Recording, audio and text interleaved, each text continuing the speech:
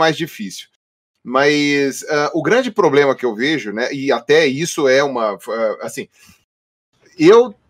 assim, essa galera que nega a facada, fala que foi fake e tal, não sei o que, pra mim é teoria da conspiração. Mas a facada favoreceu... É o mesmo que fala que o Emílio tomou o strike por causa do Bolsonaro. É a mesma pessoa. E aí, exato. E aí o que acontece? A pessoa que fala que é fake a facada tá baseado em nada. Porém, é inegável que a facada ajudou tanto o Bolsonaro que até dá uma margem para pelo menos pensar uma coisa dessa. Né? Tipo assim, não, óbvio, colocando a mão na consciência, você sabe que não faz sentido. Mas você pensar, porra, ele não precisou ir em debate, que era uma coisa que ele já não queria fazer mesmo, né? Ainda que ele pudesse fazer um debate igual a gente está fazendo agora, que também não ia matar, que já estava nos planos ele não ir em debate nenhum, desde o primeiro que ele foi um fiasco, né? E aí o que acontece? Esse tipo de coisa acabou favorecendo, né? Mas com relação ao teu posicionamento o posicionamento do Bruno, com relação a anular o voto, eu também consigo entender as pessoas que anularam o voto em 2018. Por que eu não anulei o voto? Bom, eu demorei 30 minutos para justificar porque eu não anulei o voto, mas é porque eu achei que era necessário e várias pessoas vieram me criticar por isso também. E aí, geralmente, eu respondo para essas pessoas: você não é influenciador. É extremamente confortável para você que tem 10 seguidores no Twitter e metade deles são as pessoas que moram na tua casa, falar que eu deveria ter agido como você agiria ou como você esperava que eu agisse. Entendeu? Se eu queria... O meu objetivo, naquela minha justificativa de voto no Haddad, né, que não foi um voto feliz, mas não foi uma escolha difícil, foi exatamente tentar convencer as pessoas indecisas de que valia a pena sair para votar e votar no Haddad, mesmo com o dedo doendo, para evitar um mal maior. Né? Sim, nesse ponto concordo. Aquele era o objetivo daquele meu texto. Eu não ia conseguir fazer isso escrevendo 2 linhas. Vou votar no Haddad. Pau no cu dos prejudicados. Sabe, tipo, eu ia convencer quem? Eu ia conseguir aplauso de quem já ia votar no Haddad. Bela merda. Sabe, tipo, essas pessoas já iam votar no Haddad, então elas não precisam me ouvir, né, nesse sentido, com relação a esse assunto, né? As pessoas que eu queria que me ouvissem eram aquelas pessoas que estavam indecisas, porque quem ia votar no Bolsonaro não ia mudar de ideia mesmo.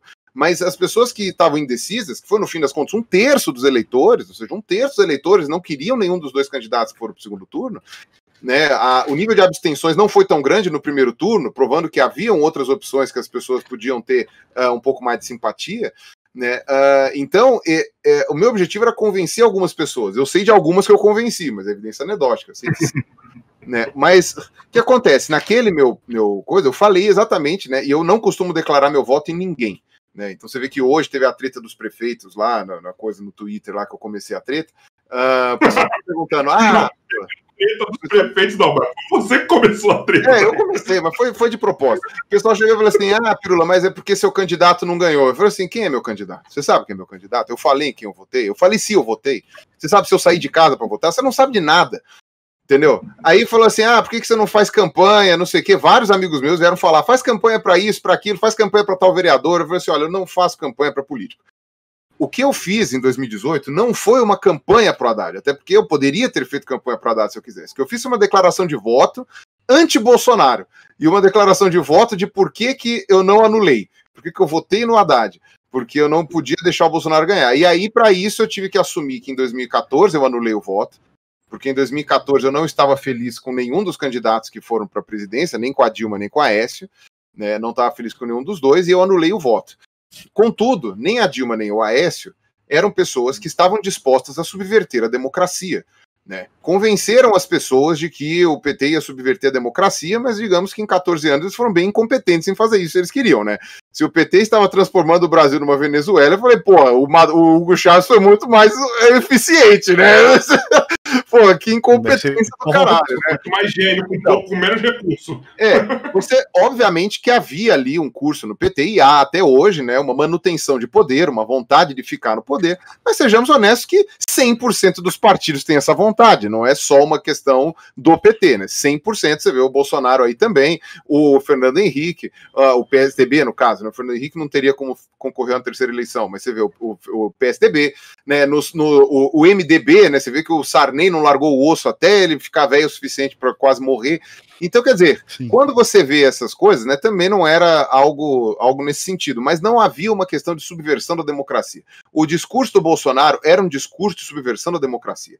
Teve um tweet que eu postei numa época, foi em começo de 2018, final de 2017, não lembro agora.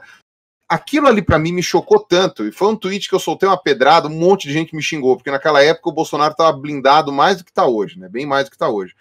Que eu cheguei e falei assim, foi quando o Bolsonaro fez um discurso em Campina Grande, que é uma cidade que eu gosto muito, uma cidade que eu já passei um tempo lá, tinha parentes vivendo lá, etc. Minha bisavó está enterrada lá. Campina Grande foi, como é que se fala? Ele chegou e falou assim, as minorias devem se curvar às maiorias. As minorias que se curvem ou desapareçam.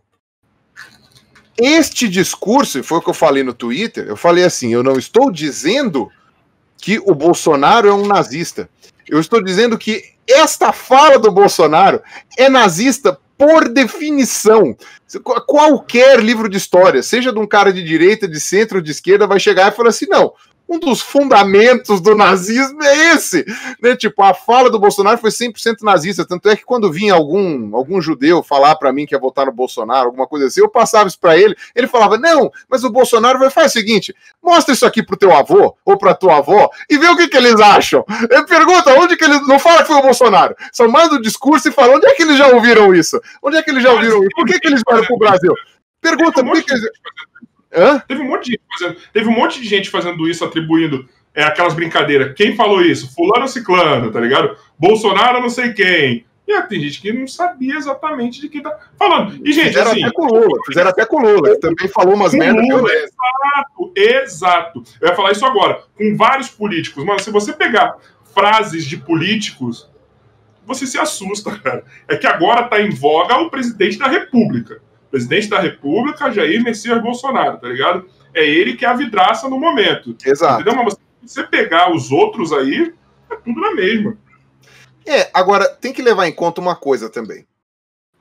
Então, enfim, mas deixa só eu terminar o pensamento lá, senão não acaba. Com relação a isso, o que acontece? Eu falei, eu anulei meu voto em 2014 porque não havia ninguém que eu enxergasse que ia subverter a democracia. Em 2018... eu não gostaria que fosse o Haddad no segundo turno por uma série de motivos. Não porque eu desgoste do Haddad como pessoa, ou ele como gestor. Eu também acho que aquele negócio, o pior prefeito de São Paulo é um exagero do caralho. O próprio Dória, antes da disputa eleitoral, tinha admitido que o Haddad tinha feito muita coisa boa. O problema é que, de fato, ele fez muita bobagem ali, que acabou, inclusive, custando uma reeleição. Que ele também falou até o final que não ia tentar a reeleição, tentou no fim das contas, não fez propaganda, se fudeu. Mas, inclusive, boa parte dele não ter sido eleito na reeleição foi porque ele resolveu isso às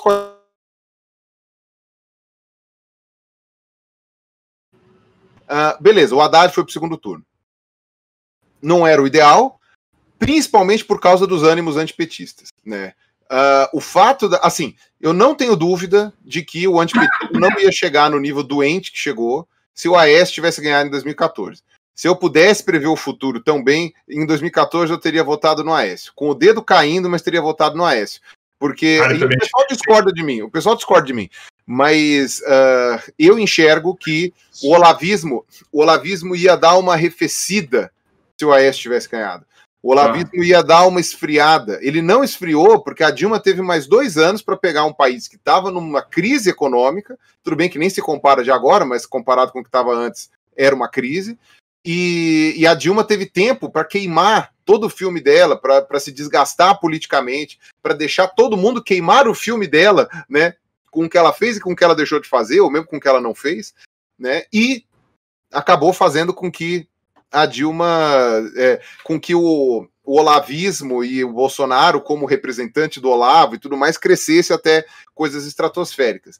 Mas, como o Haddad foi para o segundo turno, era o Haddad ou o Bolsonaro. E aí eu falei assim, ao contrário de 2014, eu não vou votar em nulo agora, em 2018, porque a gente tem um candidato que é abertamente antidemocrático. E ele tem demonstrado isso abertamente em todos os aspectos, tanto é que ele declara guerra ao Congresso, guerra ao Senado, guerra ao STF. Né? Ele teve os candidatos que ele queria ao Congresso, ganhou. O candidato que ele queria ao Senado, ganhou. Só que essas pessoas, por mais que eu discorde, por mais coisas, são pessoas, né? São pessoas com um mínimo de razoabilidade. Você vê que elas já não estão indo 100% de acordo com o Bolsonaro, porque elas não podem. Elas são chefes do legislativo, que é uma